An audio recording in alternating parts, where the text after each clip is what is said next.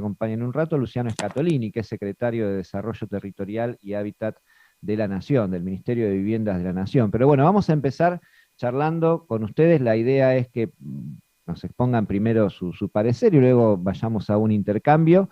Eh, Acceso a la vivienda e intervención del Estado es la consigna. Tenemos esto que acaba de suceder en Alemania, pero tenemos sobre todo una realidad local muy acuciante en cuanto al acceso a la vivienda en general, ¿no? Hablamos acá de alquileres porque es el tema que lo dispara, pero también podríamos hablar de créditos, podríamos hablar de una situación muy desesperante para muchas personas. Hemos vivido desalojos, bueno, sabemos el contexto en el que estamos, así que queríamos escucharles, quien quiera empezar, si querés, Marcelo, su opinión al respecto, digamos. ¿Qué hace o qué debería hacer el Estado para intervenir, para facilitar el acceso a la vivienda? ¿Está bien lo que se está haciendo? Hablamos de normativas, de medidas. ¿Se podría tomar el ejemplo alemán para una realidad como la Argentina? ¿Hay que hacer otras cosas? ¿Qué les parece? Bueno, vamos a empezar del principio. El enunciado del programa inicial fue qué pasó en Alemania, ¿sí? Ujú. Con lo que comentó recién Manuel. En Alemania sabemos muy bien que el 8 de mayo del 45 se terminó la Segunda Guerra Mundial. Se firmó la paz. La ciudad de Berlín había sufrido en la última semana de ese mayo del 45 un ataque feroz a donde más de 600.000 viviendas fueron destruidas. O sea que Berlín quedó hecho un fantasma de ciudad. En las esquinas solo había escombros y murieron más de 50.000 personas. En ese momento Berlín tenía 2.700.000 habitantes contra 4.500.000 que tenía antes de la Segunda Guerra Mundial. ¿Qué quiero decir con esto? No podemos comparar lo que pasó en Berlín y su reconstrucción a partir del año 45 en adelante, hasta el 49 que se hizo el muro de Berlín, que se terminó de hacerlo, a donde se separó en 4 lugares, en 4 zonas. La ciudad de Berlín hoy tiene 12 regiones. Empezó la reconstrucción a través de capitales externos, ¿sí? Con préstamos bancarios, el plan Marshall, entre otros, y obviamente con el transcurso de los años sabemos lo que es Alemania, es la potencia más importante de Europa y una de las más importantes del mundo en lo económico. Generó durante muchísimos años que grandes empresas multinacionales y locales, europeas principalmente, generaron una especie de monopolio o oligopolio con las viviendas. Tanto es así de que en este momento en Berlín hay varias empresas inmobiliarias importantes o constructoras que tienen arriba de 3.000 propiedades en alquiler. ¿Eso qué hace? Que regulen el mercado. Es por eso que está pasando el fenómeno que está pasando en este momento, no solo en Berlín, sino en Alemania en general, pero Berlín en particular, por lo que te comenté recién, de su destrucción y el fenómeno de cómo se fue reconstruyendo a través de capitales, a donde con financiación externa y propia se fueron construyendo miles y miles de viviendas. Y esa vivienda es regulada hoy por el oligopolio, por darle un nombre, que es el correcto. Hay empresas que tienen arriba de 3.000, 4.000, 5.000 viviendas como propietarios. Ellos ponen el precio. Entonces, ¿qué hizo el gobierno de Merkel en su momento? Largó un plan para tratar de expropiar a los oligopolios, no a los particulares que tienen su vivienda, a doña María, a doña Rosa, que tiene 2, 3, 4 departamentos para tener el alquiler. Quiso romper el oligopolio del precio. Entonces, ¿qué hizo? Largó un plan inicial de 14.500 compras o expropiaciones bien hechas, a donde intervino lo público y lo privado, a donde intervinieron los corredores y arquitectos para dar su justo precio y el gobierno pagó su justo precio por los inmuebles, y le expropiaron 14.500 viviendas. En el interín, ¿qué hizo también el gobierno de Berlín? Congeló los alquileres creyendo que era una medida apropiada del año 2019 al 2022. ¿Qué originó con eso? Lo que ya sabemos, retiro de la oferta y suba de los precios al haber congelamiento de alquileres. ¿Quién hizo todo eso? los propietarios, sean oligopolios o sea Doña Rosa o Doña María. Entonces ahora, con el plebiscito que se hizo la semana pasada para elegir nuevo gobierno, se aprovechó la oportunidad que en la boleta se pusiera, si están de acuerdo, los berlineses, en mandar a la Cámara de Senadores un anteproyecto, para que sea aprobado obviamente por el gobierno, de 240.000 expropiaciones, a su justo precio, a su justo valor, para romper con el oligopolio y que los precios sean más acorde a mercado y a lo que puede pagar el bolsillo del alemán. No nos olvidemos que el ingreso per cápita del alemán medio hoy está en 4.300 euros mensuales. No es poca cosa. Acá en Argentina tenemos un promedio hoy, a septiembre del 2021, de 43.000 pesos. ¿Qué quiero decir con esto? Estamos en dimensiones distintas, en mercados distintos y en países distintos. Estamos hablando de un país desarrollado del primer mundo, un país rico que tiene un problema de oligopolio en Berlín, contra un país del tercer mundo con un 50% de pobreza, con una inflación del 50% anual, a donde las comparaciones no son válidas. Son dos cosas totalmente distintas. ¿Qué tenemos que hacer acá? Obviamente, no generar un tipo de expropiaciones porque acá no hay oligopolios, ni monopolios, ni nada por el estilo. Acá, y en toda la Argentina yo hablo, no hablo de Cabo únicamente porque normalmente cuando uno menciona todos estos temas, habla del obelisco, como yo le digo, y tenemos que hablar de lo federal. El obelisco tiene 3 millones de habitantes únicamente. El resto del país tiene el resto de los 40 millones de habitantes que también padecen y sufren de las decisiones y de los comentarios y de los precios que pasan Cava. Es como si Cava rigiera el destino de todo el país. Nosotros leemos permanentemente comentarios de Zona Pro, de diarios inmobiliarios, de políticos, de todos, hablando que el alquiler en Buenos Aires está en 40.000, 45.000 pesos un departamento de 2 ambientes. Y puede ser que en Buenos Aires lo cueste, pero no pasa lo mismo en San Juan, en Mendoza, en La Rioja o en Salta. Entonces, cuando vos estás hablando, y este es un programa que está escuchado en todo el país, y nos dirigimos únicamente a lo que pasa en la capital federal, estamos distorsionando la realidad del mercado argentino. Eso es importante. Dicho esto, con respecto a lo que pasa en Alemania, para que todos tomen conocimiento del porqué del plebiscito y el problema de la vivienda, en este momento un departamento de 2 ambientes de 40 metros en Berlín, el alquiler es de 1.000 a 1.200 euros. Uno de 3 ambientes, 2 dormitorios, de 50 a 55 metros está en 1.500 euros. O que consume aproximadamente un 25-30% del salario promedio que hay en Alemania. También tenemos que llevar en consideración eso. Tenemos que también tomar en consideración de que en un departamento de 2 dormitorios normalmente vive una pareja y esa pareja de repente trabajan los dos. Supongamos que no tengan un promedio de 4.500 euros cada uno mensual, pero que ganen 3.000. Tienen un ingreso de 5 o 6.000 euros al mes, pagando 1.000 y pico de alquiler únicamente. Entonces las relaciones con otros países del mundo considero de que no es razonable. Tenemos que abocarnos a los problemas regionales, a los problemas que tenemos en Argentina, a los problemas socioeconómicos, políticos, culturales y las leyes, como la que se modificó el año pasado con el tema de los alquileres, que obviamente ya estamos cansados de escuchar a todos decir que le hizo mal a los dos, correcto, al propietario y al inquilino. Eso ya lo venimos diciendo y lo decíamos antes de que se promulgara la ley. Ya se lo decíamos a Kerr cuando íbamos a hablar con él, cuando era secretario de Vivienda y Hábitat. Se lo decíamos a Lipovetsky cuando él estaba junto con Kerr, escuchando a todos los referentes del mercado inmobiliario. Sin embargo, no nos dieron pelota, hicieron lo que quisieron, le dieron más atención a la parte social, a la parte llamada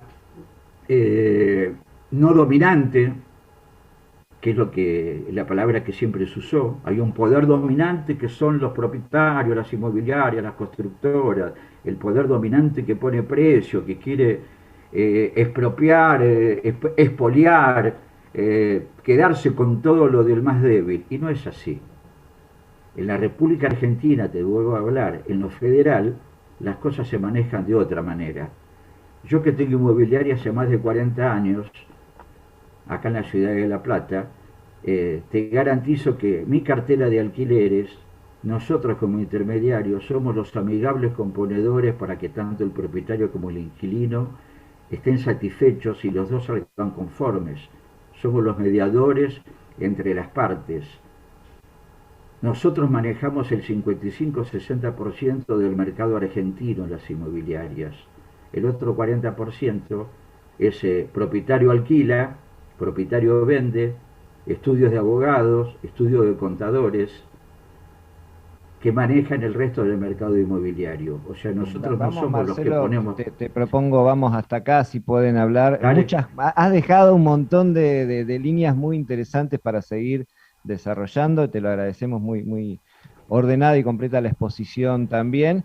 Estás escuchando, si recién te prendés, a Marcelo Babenco, vicepresidente de la Cámara Inmobiliaria de la provincia de Buenos Aires. También nos acompaña Fernando Muñoz, de la Defensoría del Inquilino de la Ciudad de Buenos Aires, y acaba de sumarse, los saludamos, muy buenos días, Luciano Scatolini, que es secretario de Desarrollo Territorial y Hábitat del Ministerio de Vivienda de la Nación. Muchas gracias, Luciano, también por participar. Buen día. Fernando, ahí te la dejaron picando de Alemania, pero también con la ley de alquileres, con un montón de temas sobre los que seguramente tendrás ganas también de decir lo tuyo. Adelante. Sí, ¿qué tal? Se habla mucho ahora de estos días de Alemania, de la votación sobre la expropiación. Ahora bien, creo que hizo referencia Marcelo al tema del congelamiento. El 23 de febrero del 2020, el Parlamento berlinés aprobó la ley de precio máximo del alquiler para las viviendas construidas antes del 2014 y congelamiento por 5 años. Estamos hablando de más de 1 millón de viviendas. Los alquileres en Alemania, en Berlín en particular, habían aumentado casi 80% desde 2007 a 2015, sobre todo con la burbuja del 2008, que fue donde se dio la compra más grande de parte de los fondos buitre, los llamados fondos buitre, de los grandes grupos financieros, de edificios enteros. La ley alemana, como alguna vez aquí, durante la legislación peronista, permite que si se hacen reparaciones, arreglos, inversiones en el edificio, se pueda repactar o reconsiderar el valor del alquiler. Esto fue lo que ocurrió, sobre todo en el 2007 y 2008. Muchos edificios que se compraban, lo compraban grupos económicos, le hacían alguna reforma, y el alquiler subió en forma desmesurada. Por ley, durante 5 años se congelaron los precios de las viviendas construidas antes del 2014. Fue una gran conquista del sindicato de inquilinos de Berlín, que es muy grande, es muy masivo, tiene que ver sin duda también con la concentración que hay de la vivienda, que permite otro grado de organización. Y los conservadores y los liberales se presentaron a la justicia para voltear la ley. La ley está vetada por la Corte Suprema, la del congelamiento de alquileres. No es que falló la ley. En abril de este año, la Corte consideró que las leyes federales estaban por encima de las legislaciones regionales y le volteó a Berlín la ley del congelamiento de precios. Más de 400.000 hogares aproximadamente inquilinos de Berlín quedaron con la instancia de tener que pagar la diferencia de lo que se habían ahorrado en ese año de vigencia de la ley.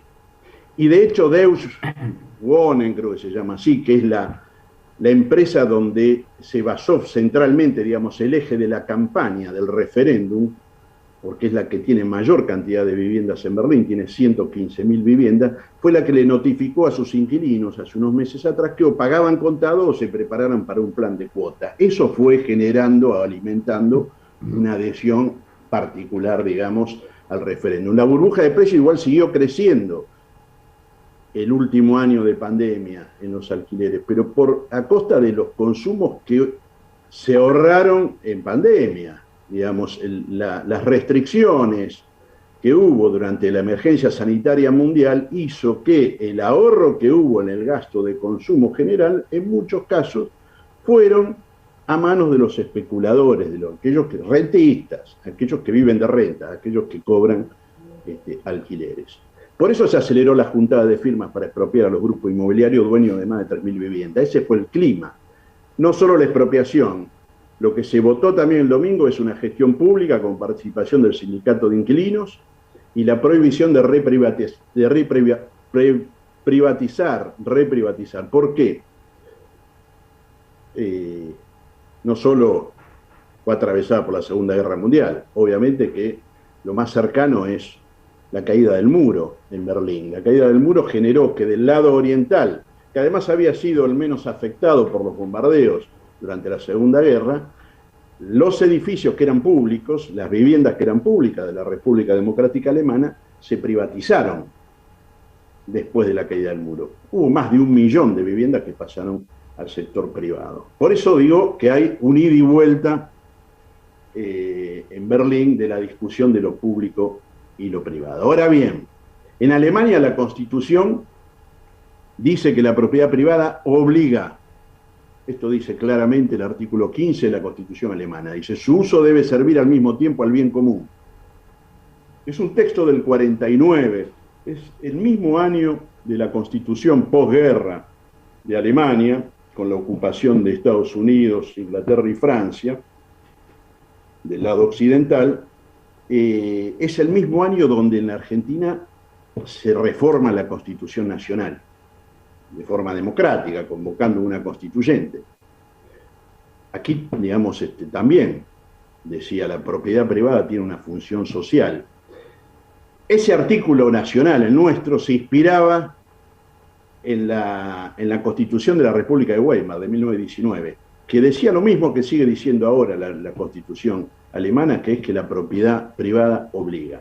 Ahora bien, en Alemania se puede saber de quiénes son las viviendas, el grado de concentración de la tenencia. Aquí no lo sabemos. Aquí nadie tiene ese dato. El Estado no lo tiene, no lo sabe. En Alemania el índice de precio al consumidor incluye el alquiler de vivienda. Aquí no. En Alemania la Corte fue la que limitó el congelamiento de precios, lo anuló. De hecho, ahora se va a empezar una campaña nacional, porque la excusa de la Corte fue de que las leyes federales están por encima de las regionales. Entonces va a comenzar una campaña nacional por el congelamiento de precios. En Argentina, el primero fue Irigoyen, que congeló los precios. Luego el peronismo, desde el 43 en adelante, los congeló y prorrogó los contratos de alquiler y además creó una Cámara de Alquileres, un organismo público de gestión para controlar el cumplimiento de las normas y las leyes, que ya obviamente no existe más. La libertad de contratación y de precio en el alquiler fue impuesto por otra dictadura, que fue la de Videla y Martínez de Oz, y todavía perdura. Esto en relación a la comparación, digamos, con el fenómeno que está ocurriendo en Berlín. Después, en relación a lo que decía Marcelo, al mercado ya lo conocemos, sabemos quiénes lo defienden, y el mercado hace y obtiene toda la ganancia posible si el Estado se lo facilita. Si lo palanquea o si mira para otro lado. El mercado es voraz por naturaleza, siempre quiere más. Solo el Estado le puede poner un límite. Entonces el mercado encarece el alquiler porque el Estado no interviene. Cualquier inquilino tiene derecho a preguntarse por qué tantas actividades intervienen en el negocio y en su bolsillo desde el comienzo del contrato. Escribano para firmar no sé qué, y para qué sirve el registro de firma donde nunca se ve a ningún profesional en el momento de la firma y lo pagan los inquilinos, intermediarios que llevan comisiones sin hacer absolutamente nada. Los contratos deberían ser oficiales, estatales, públicos, vamos a ser claros, con eso sería suficiente. Financieras que salen de garante por nada menos de 40, 50, 60 mil pesos que tiene que pagar el inquilino por un alquiler que no vale ni la mitad y el Estado ni siquiera lo puede garantizar. No puede garantizar eso, la garantía del inquilino. Apareció el sector privado a través de la financiera, se agregó hace 6, 7 años atrás. Sellados que nunca se sabe si se paga o no se paga porque el Estado no opina, no controla, no sanciona. El seguro contra incendio que muchas veces nos ponen en los contratos. Porque ¿cómo vamos a dejar afuera a las compañías de seguros si el Estado tampoco está enterado? todo sale del mismo bolsillo, de un trabajador que tiene que descansar bajo techo y por lo tanto tiene que alquilar, para conservar el trabajo y para ofrecerle un tipo de dignidad, digamos, a su familia. Pero desde los 90 la Argentina es una fábrica de inquilinos y de más viviendas desocupadas, porque este es el otro tema de Berlín que no estamos hablando en relación a la Argentina. Es decir, de viviendas que se construyen y no son primera vivienda, vivienda familiar, vivienda única, es reserva de valor, un término vergonzante para un país con la mitad de habitantes bajo la línea de pobreza. Reservar valor, ahorrar construyendo viviendas privadas en solares donde el Estado se hizo cargo de todos los servicios.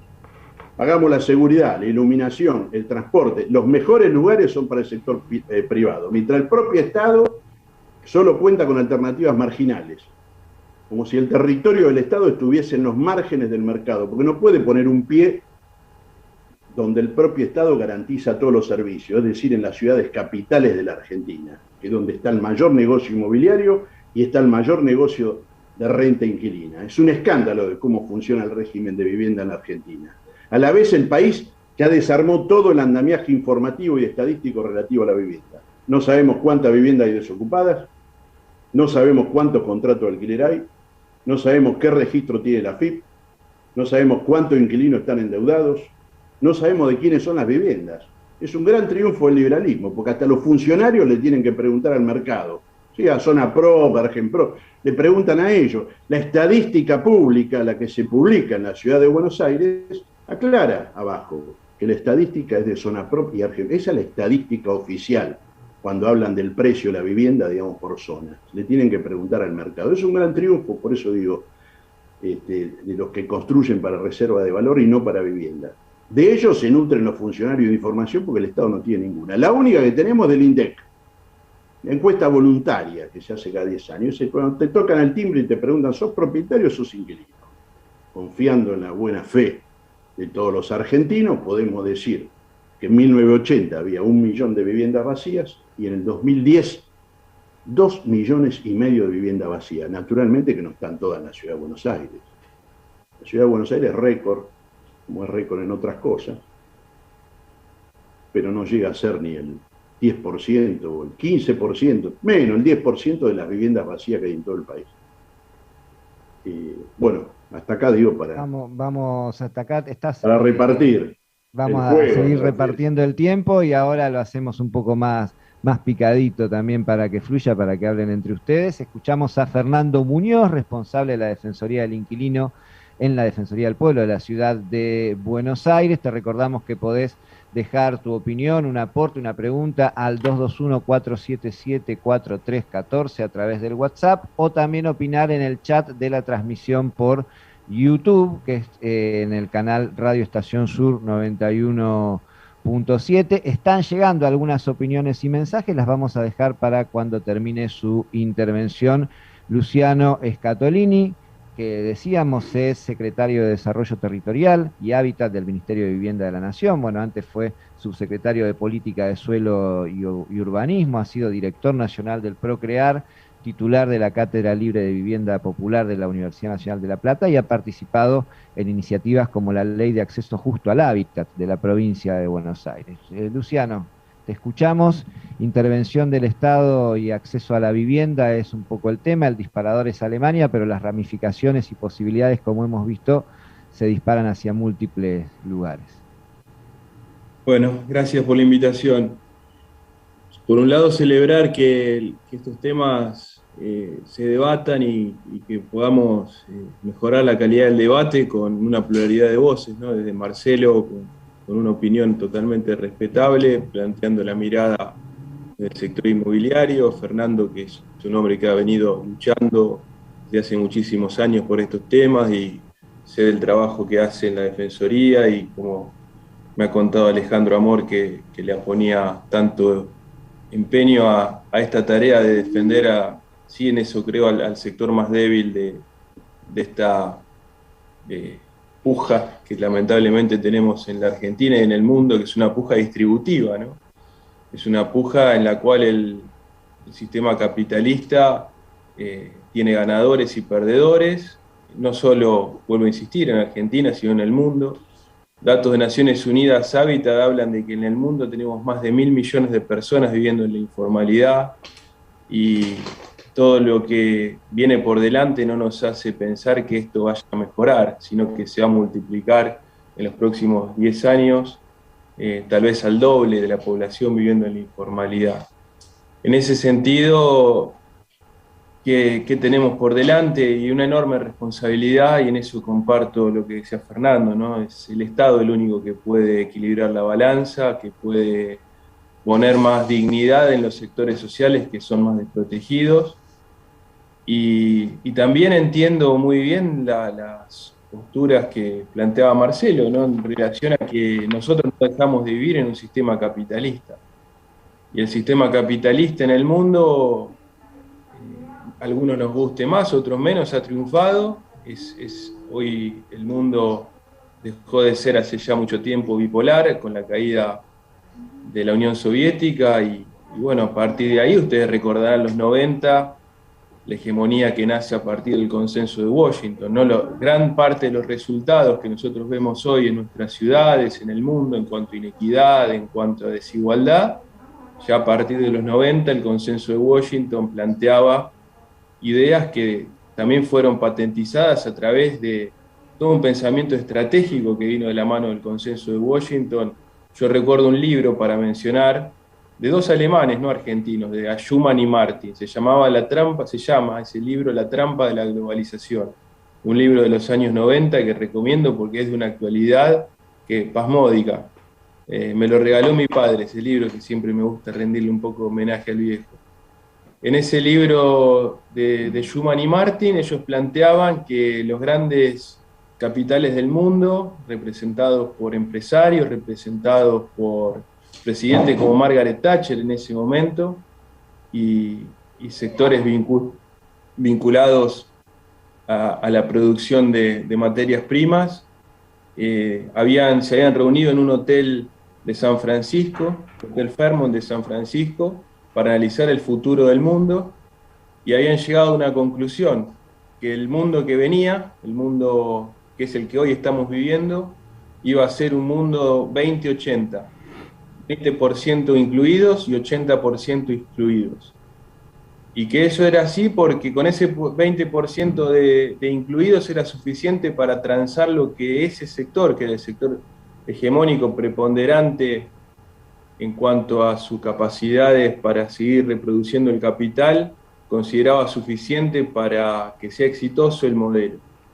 Y se reunieron en comisiones, cuentan estos autores alemanes, para debatir qué se hacía con el 80% de los ciudadanos que iban a quedar excluidos en los próximos 20, 30 años.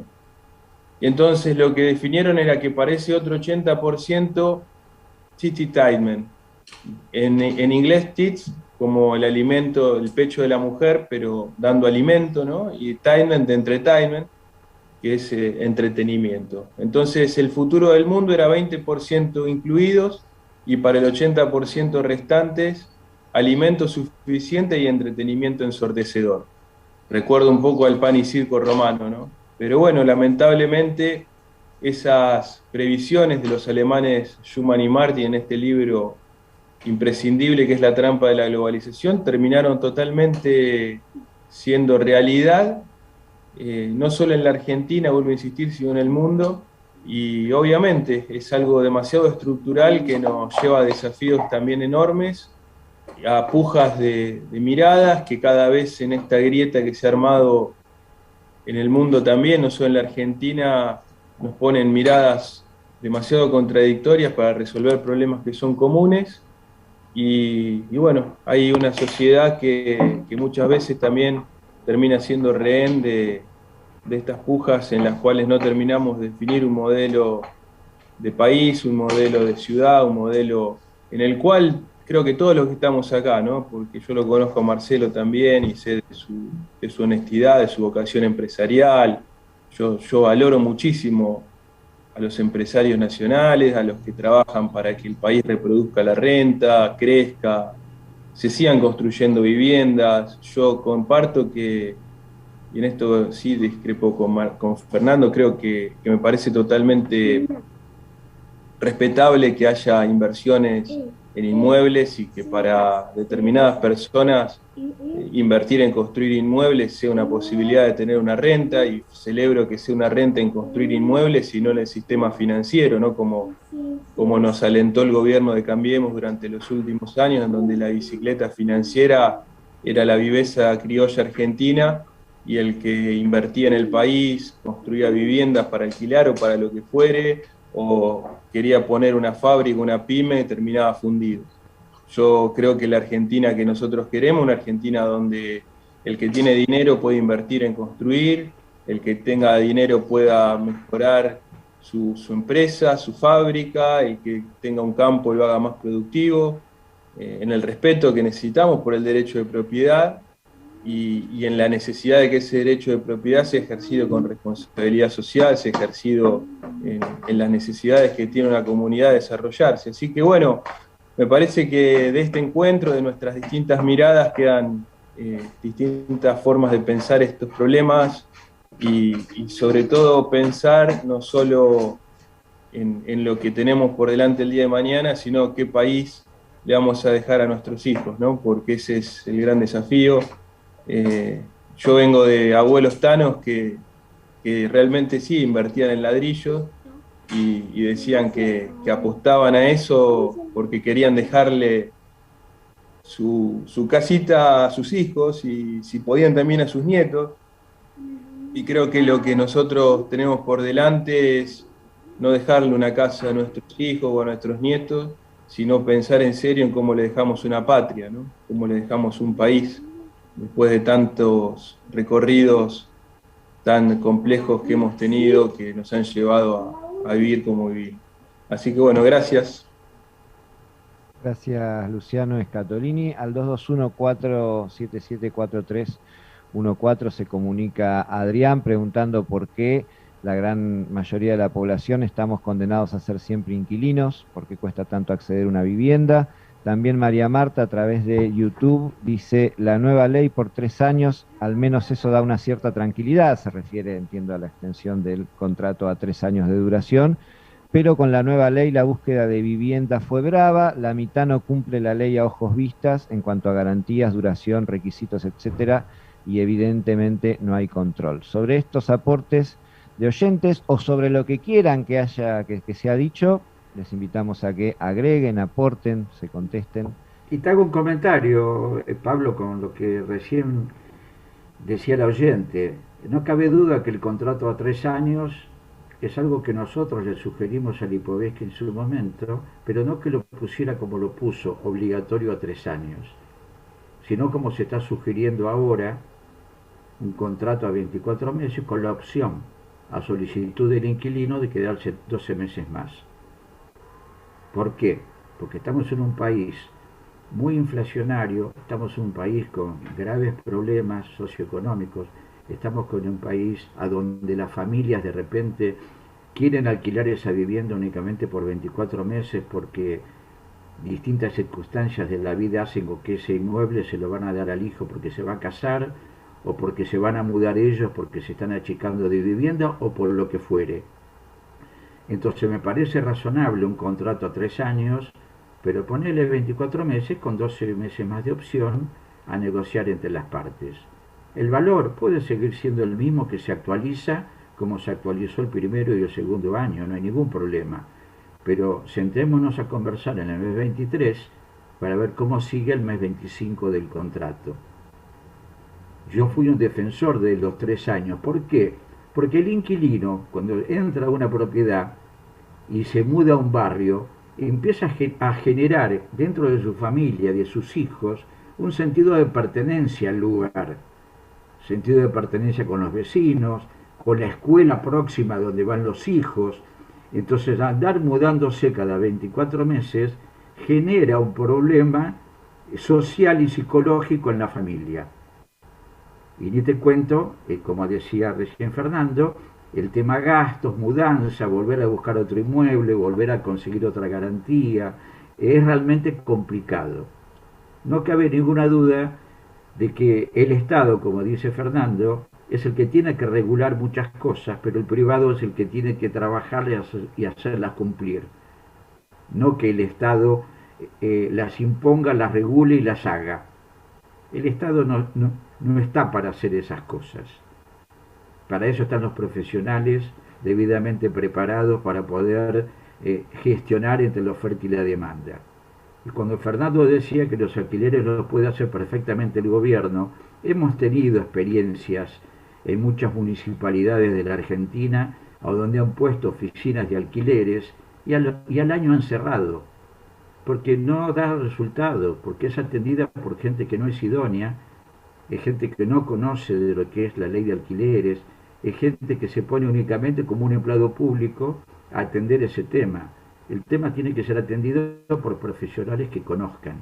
Y en el caso nuestro, como corredores inmobiliarios que somos profesionales, a partir del año 99, con la ley 25028, nos transformamos en una profesión liberal como cualquier otra, como un abogado, un escribano, lo que fuere.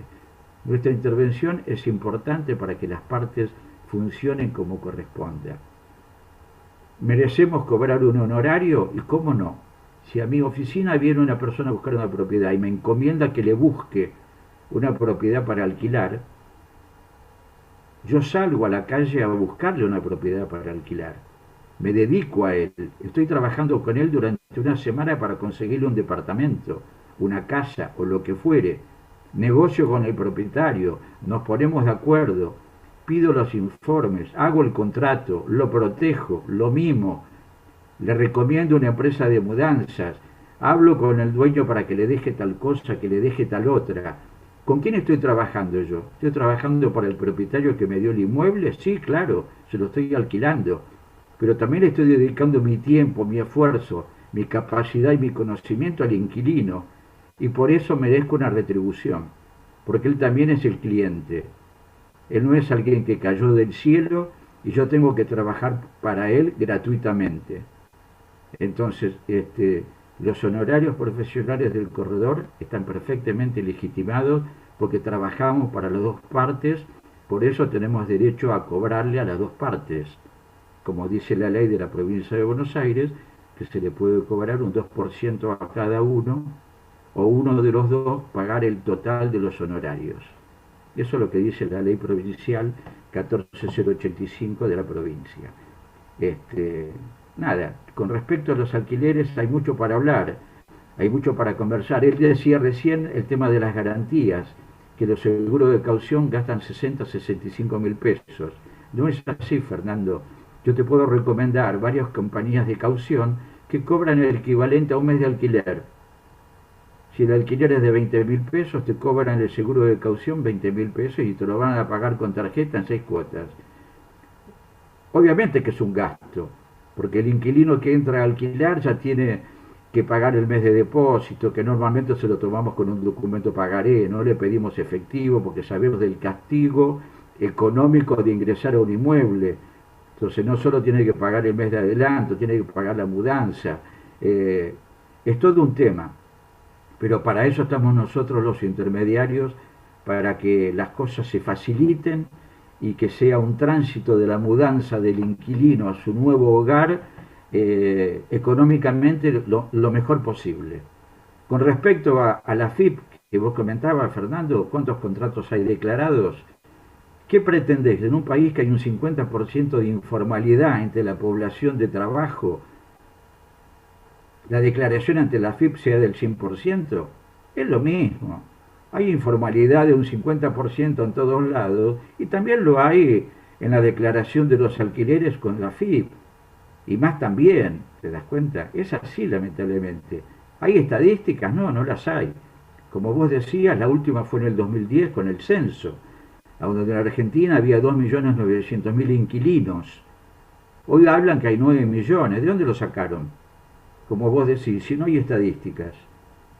Fueron casa por casa a preguntarle si era inquilino o no. A vos te consta que hay grupos de asociación de inquilinos que hablan de 9 millones de inquilinos en la República Argentina. ¿De dónde lo sacan? Yo puedo decir que hay 4. Y vamos a discutir si hay 4 o hay 9. No, no hay. No hay una estadística cierta y válida de cuántos inquilinos hay en la República Argentina y tampoco sabemos cuántas propiedades hay desocupadas en la República Argentina. ¿Vos la saliste a contar? Tampoco. Ahí tenemos ¿Querés saber quiénes son los dueños? Andá al registro de la propiedad, pedí un informe, claro. Marcelo, es muy difícil planificar cualquier política sin estadísticas.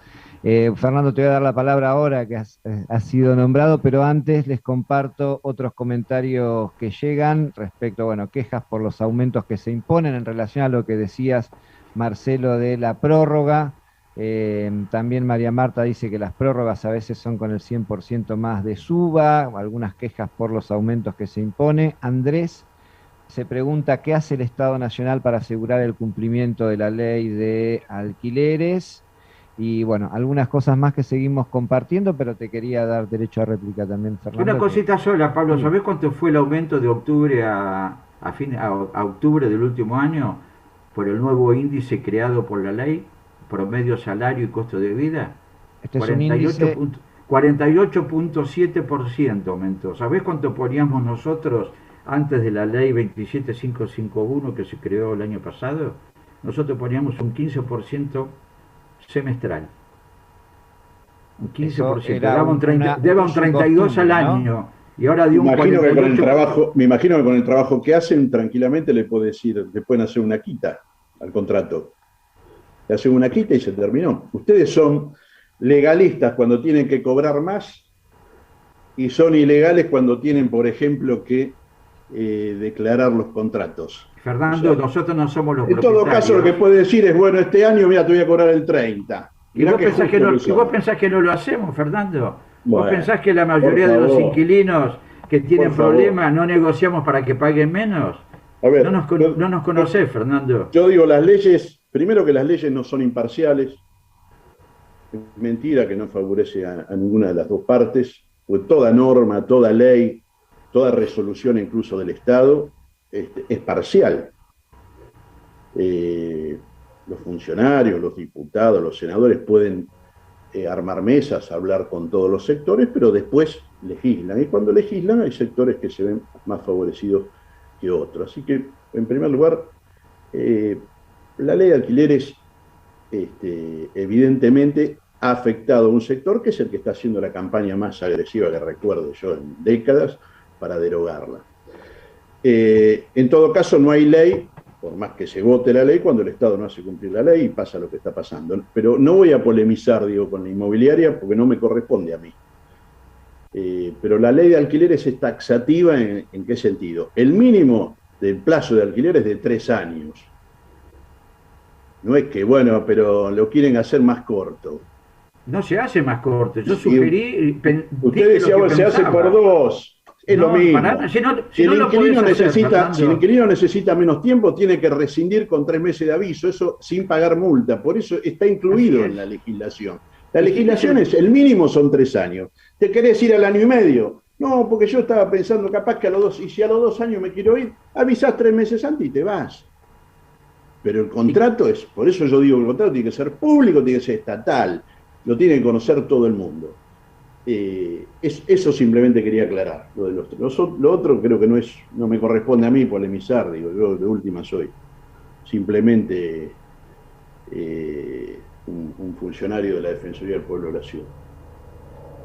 Marina y María Marta también aportan, siempre en este caso por el chat de YouTube, dice María Marta, quisiera un impuesto altísimo a la vivienda ociosa, pero tan alto que no valga la pena no alquilar las propiedades. Marina plantea preguntas respecto a la vivienda pública. Luciano, ahí también tenés un desarrollo y un trabajo y seguramente, porque de fondo también está esta cuestión, ¿no? Mientras discutimos las condiciones para alquilar, la necesidad de la vivienda, que es cada vez más difícil y le queda cada vez más lejos a los sectores populares y a la clase media también.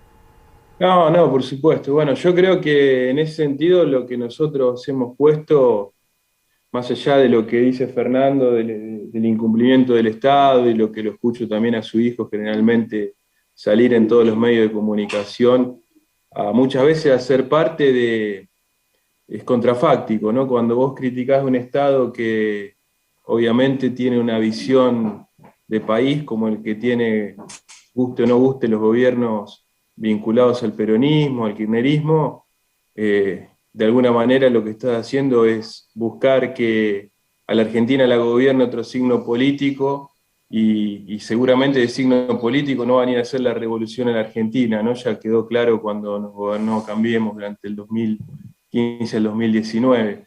Pero nosotros hemos hecho muchísimas cosas vinculadas a la política de vivienda en la Argentina, ¿no? Desde crear un ministerio por primera vez de desarrollo territorial y hábitat, en el cual hemos puesto recursos, les voy a dar cifras concretas. Nosotros heredamos un presupuesto de 9.000 millones de pesos, y este año vamos a estar ejecutando un presupuesto de 130.000 millones.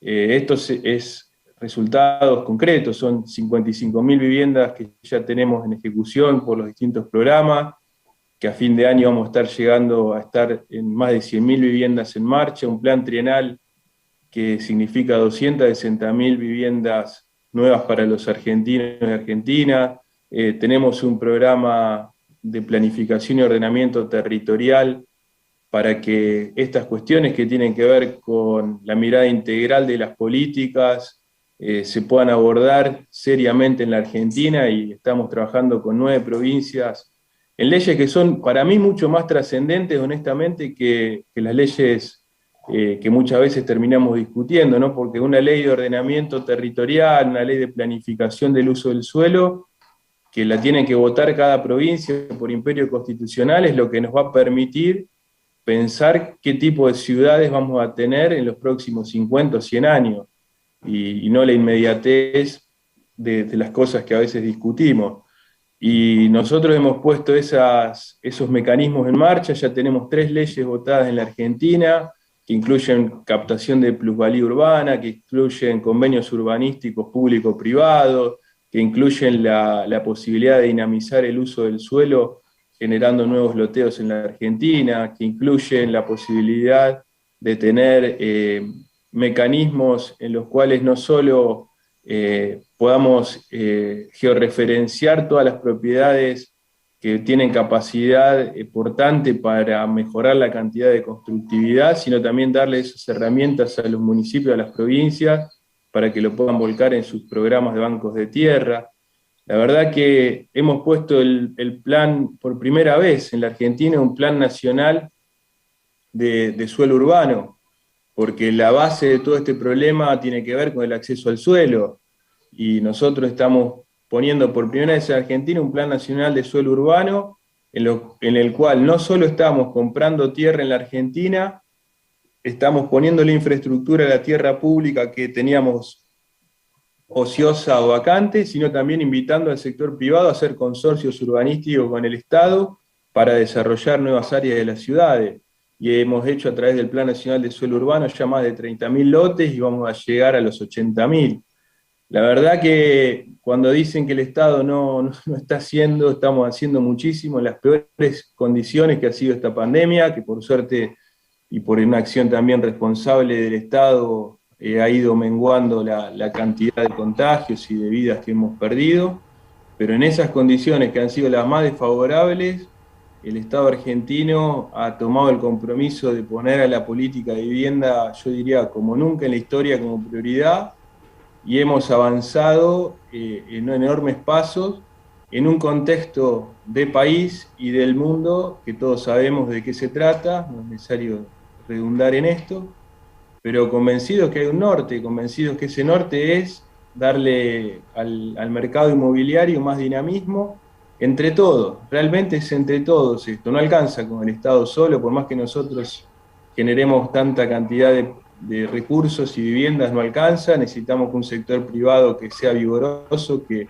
el que ahorró plata en la Argentina tenga ganas de invertir en vivienda, que sienta que tiene reglas de juego claras para los próximos años, que sienta que bueno, a mí me parece en ese sentido que la ley de alquileres es muy buena, porque da pautas a todos los sectores, ¿no? Digo, la posibilidad de prever cómo van a ser los aumentos, la posibilidad de prever un plazo de tiempo mayor, la posibilidad de que haya sistemas de garantía que se puedan tomar por fuera de lo que era históricamente la garantía propietaria. Parece que lo que tenemos que hacer es tratar de evitar esta grieta permanente donde nos vivimos señalando con el dedo unos a otros, y eso no engrandece una nación, no engrandece la realidad con la que viven los que habitan esta patria, sino es permanentemente estar buscando en qué el otro está haciendo algo que no es como uno quisiera,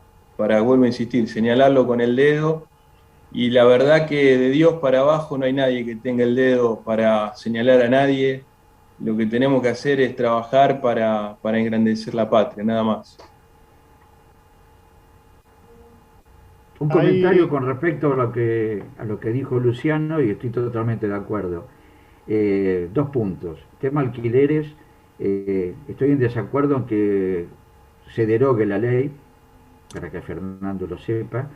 Yo cuando menciono de corregir 2 o 3 cláusulas de la ley, para mejorar lo ya vivido. Si la ley arrancó hace 1 año y medio y vimos de que hay algunas cosas que no funcionan bien, tratemos de corregirlas para mejorarlas, pero no para derogarlas y crear una ley nueva o algo por el estilo. Como dice Luciano, la ley está bien hecha. Habría que también a través del Estado implementar el programa nacional de alquiler social, que está en la nueva ley, pero que el gobierno no ha hecho nada todavía al respecto. Entonces, los privados estamos haciendo lo que podemos, que el Estado también... Pero, a ver, Marcelo, aprovecho sí. Y pregunto, ¿no? Les pregunto también a Fernando y más.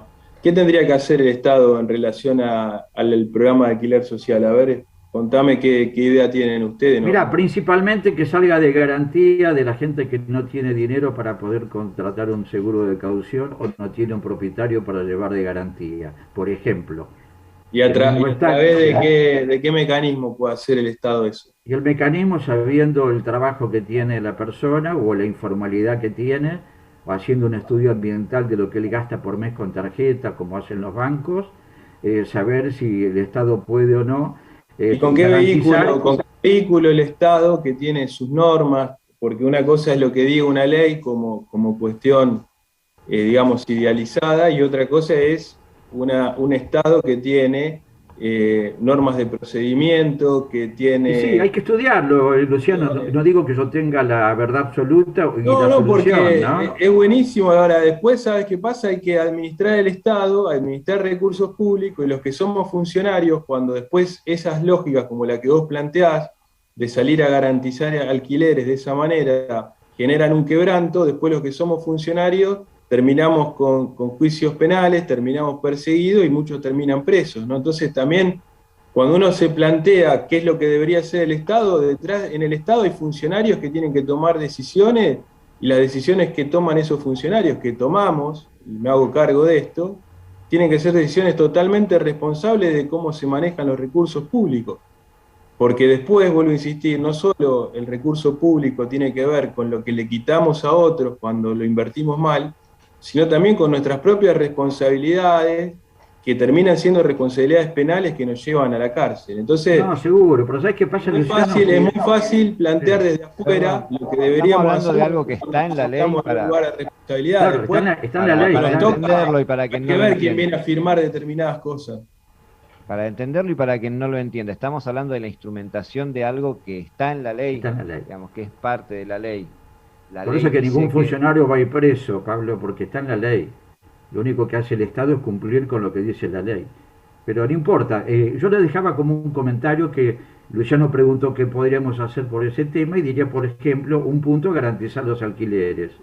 Sería un tema. ¿Sabés cuál es el índice de morosidad de los alquileres en la República Argentina, sacado por la Cámara Inmobiliaria y la Federación Inmobiliaria de la República Argentina? Un 4%, Luciano. El Estado no pondría plata prácticamente. La gente cumple. La gente, cuando entra a una vivienda, trata de pagar, y si no puede pagar, se sienta con el propietario o con la inmobiliaria, tratan de negociar. A nadie le gusta un inquilino que no pague. Nosotros queremos que todos paguen, le damos una mano, se financia, se le busca la vuelta.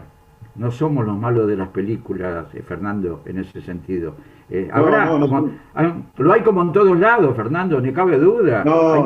Hay corredores inescrupulosos, hay abogados lo mismo, hay médicos, claro, ¿viste? Toda la profesión, hay funcionarios del Estado, ¿entendés? No somos perfectos. Simplemente Un segundito, por favor, porque Luciano, vos, no sé, estabas comprometido después de las 12, no sé si te podés quedar unos minutos más o necesitas ya tener que salir. Nosotros podríamos ir charlando, pero digo, por si lo necesitas salir, Luciano, estaba estipulado hasta las 12.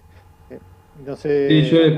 les pido disculpas, la verdad que me gusta Yo mucho quería, lo único, como hizo alusión a mí, a mi familia, a mi hijo y al movimiento nacional, quería decirte algo, Luciano.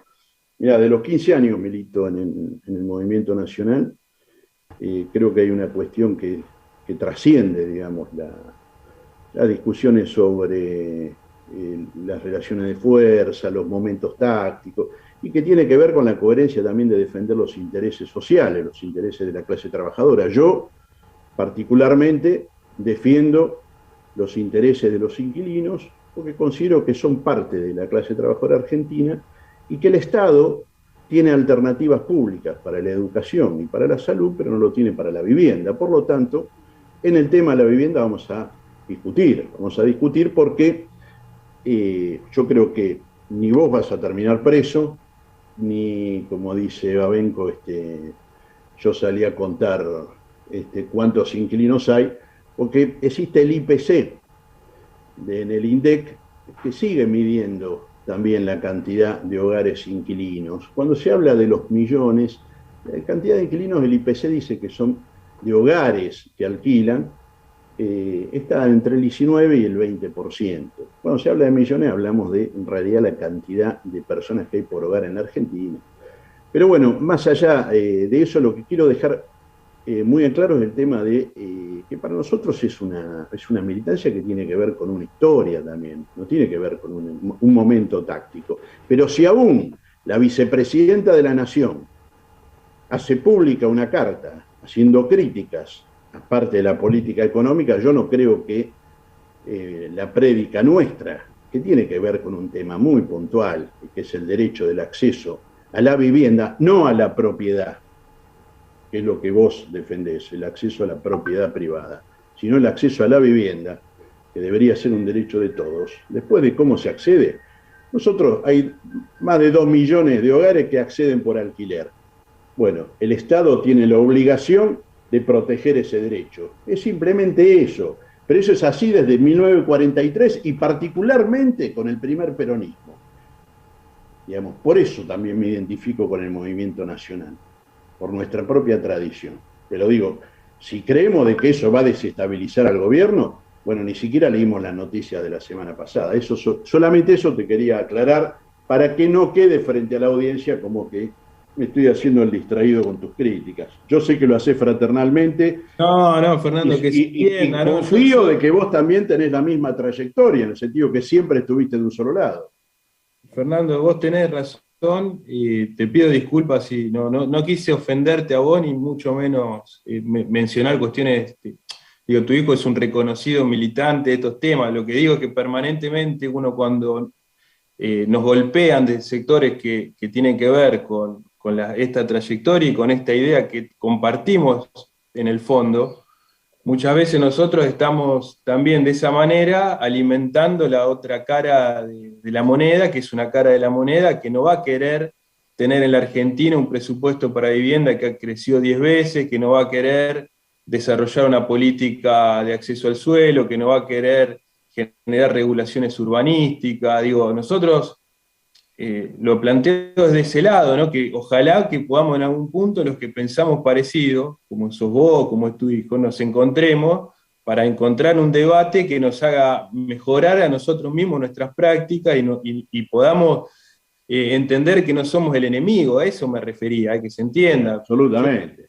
No, solamente lo planteo desde ese lugar y te pido honestamente disculpas, no quise hacer una alusión personal y mucho menos familiar, porque no hablé de tu hijo en términos personales, sino el rol que representa de la Federación de Inquilinos, no lo hice en términos de Gervasio. No está claro, Luciano. Te agradezco la aclaración. Eso y una aclaración que quiero hacer yo, que dije IPC, y que son los índices de precio al consumidor, y en realidad me refería a la EPH, ¿no? Que es la encuesta permanente de hogares, que ahí es donde está Bueno, Pero muchas... me parece que en ese sentido vuelvo a insistir y te cierro con esto y te agradezco, Claudio, que me liberé, pues justo es un día hoy que tengo para dedicarle a mis nenes que son muy chicos y la semana se complica muchísimo para mí.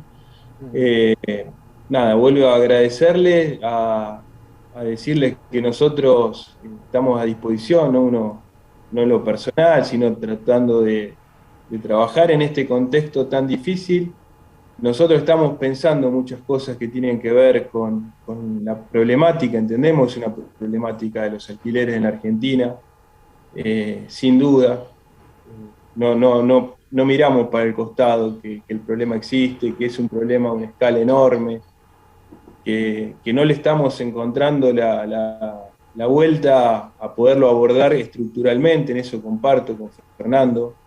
Tenemos un Estado argentino que tiene que cumplir con una ley, que es una ley de avanzada en muchísimos temas, que pone en responsabilidad nuestra crear un programa de alquiler social y que realmente nos genera enormes dificultades encontrarle la forma de poderlo llevar a la práctica en el contexto en el que nos toca gobernar y con el presupuesto, porque obviamente también esto lo tengo que decir claramente, ¿no? Uno puede hacer lo que el presupuesto dice que se puede, ¿no? Las limitaciones, si nosotros, mirá, les voy a dar un ejemplo concreto, porque es algo que estuvimos trabajando estos días y pensando.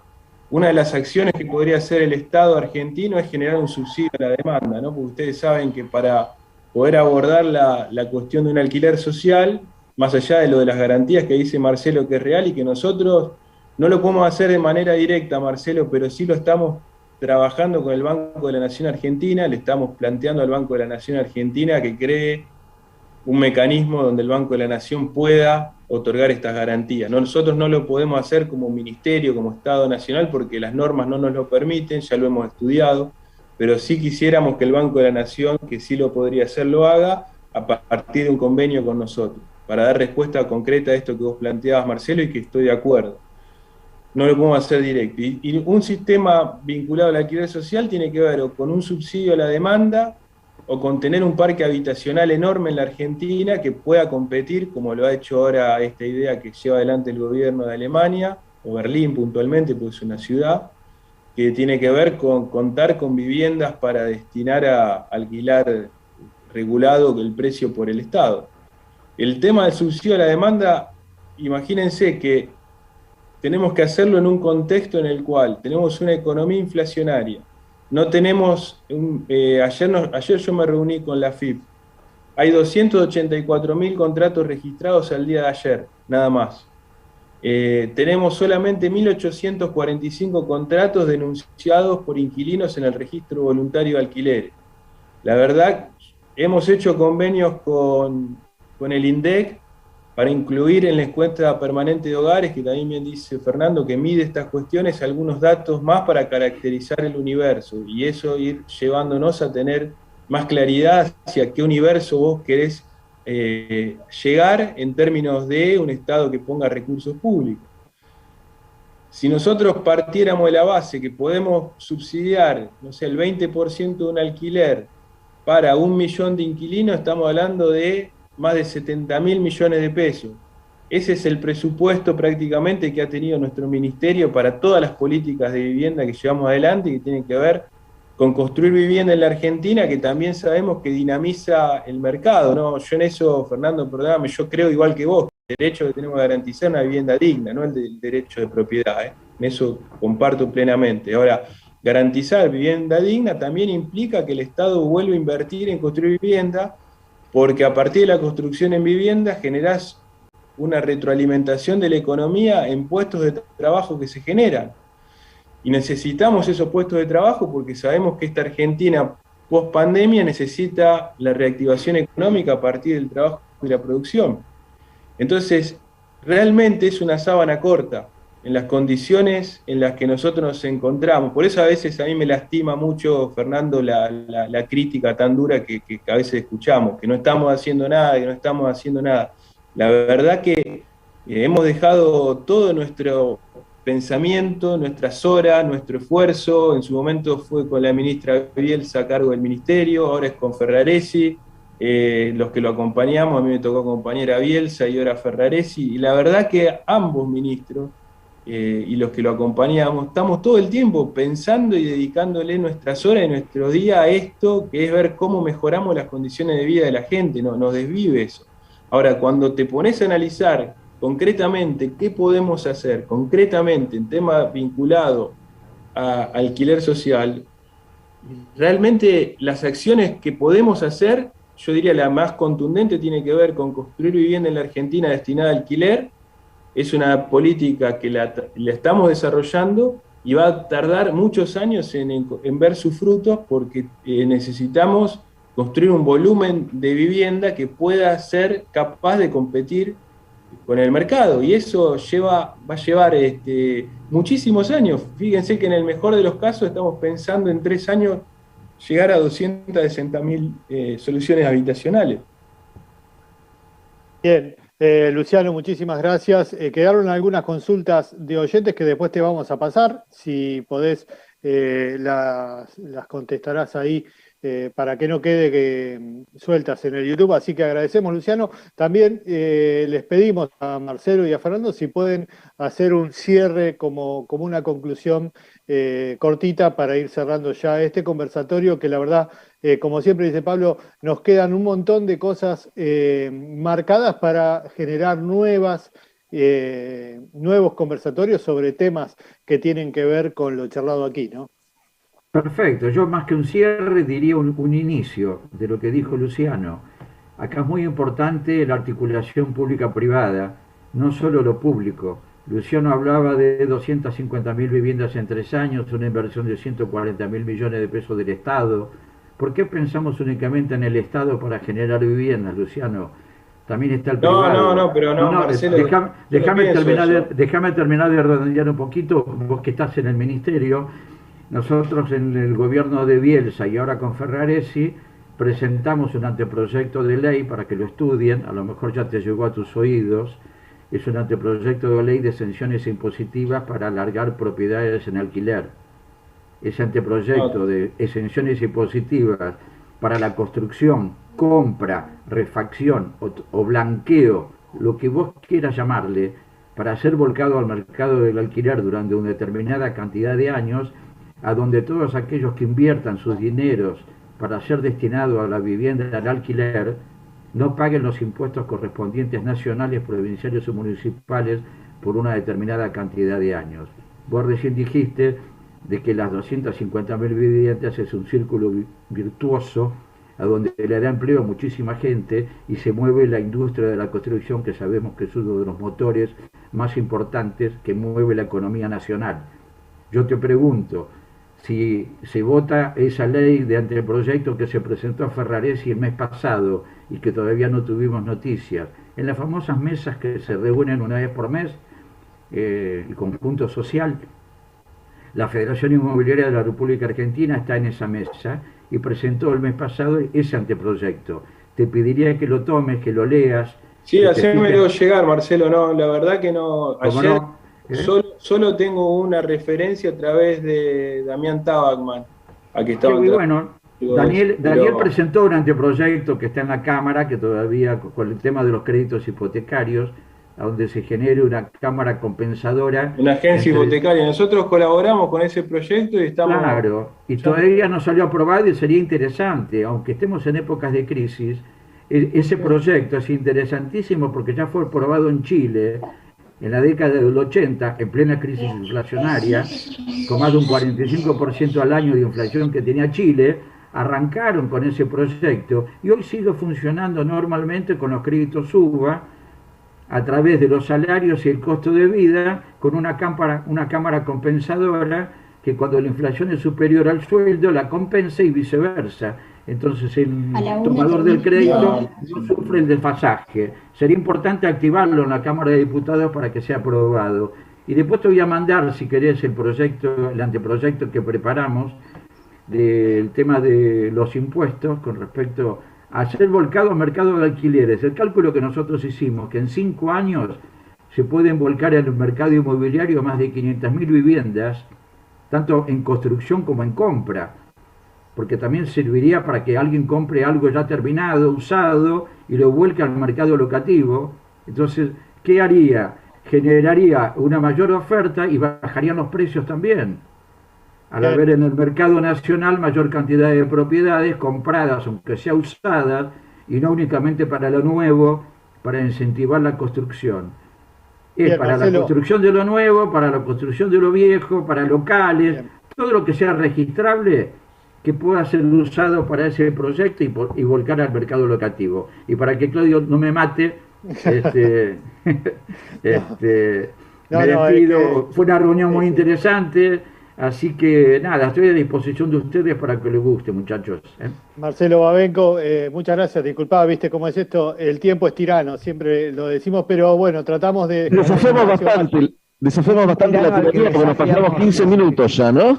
Pero Es que- Fernando, si querés hacer un cierre, Fernando Muñoz, y agradeciendo a Luciano, Marcelo y a vos, Fernando, por este ratito, donde lo importante de esto, cuando un conversatorio es muy interesante, es que nos deja un montón de aristas para seguir tratando.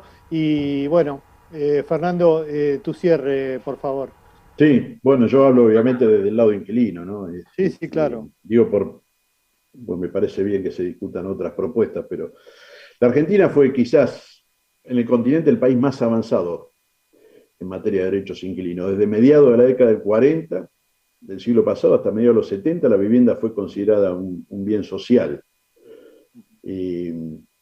Esa década, el primer peronismo inauguró la política de derecho de acceso a la vivienda alquilada más democrática y popular de nuestra historia. Esto lo quiero acentuar claramente porque ese es el origen nuestro en cuanto a la defensa de los derechos de inquilinos. Y fue la época de la menor incidencia del gasto de alquiler en los ingresos de los trabajadores.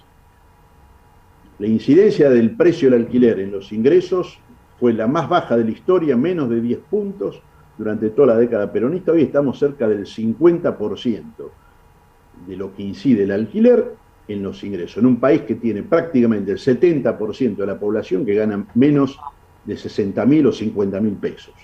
La Argentina liberal y dependiente, que es la que se dedicó a liquidar industrias y trabajo, la que volvió a ser productora de alimento y puerta de entrada a la especulación financiera, o sea, la cultura del beneficio sin trabajar, potenció la libertad de contratación en el alquiler y la libertad de precio, que es lo que hoy seguimos teniendo. Esas crisis sucesivas transformaron el alquiler en un asunto de negocios multiplicados al que yo me refería y que tienen que ver con los gastos iniciales. El consumidor de alquiler, el que tiene que alquilar, está cautivo de las condiciones que le impone el mercado. No tiene otra opción sino que ocupar tierras o dormir bajo las estrellas, morir en una vereda. No han quedado alternativas. El debate incluso de la última democracia, de esta democracia, del 84, que fue el debate anterior de la ley de alquileres, de la ley de Alfonsín, ya había mostrado vergüenza ese debate, la vergüenza que sentía parte de la clase dirigente de la postdictadura por los logros que había conquistado el peronismo. Se hizo como un compromiso público en ese debate legislativo de que nunca más se iba a volver al régimen peronista en términos de vivienda. Por eso, en realidad, está en tensión el Estado.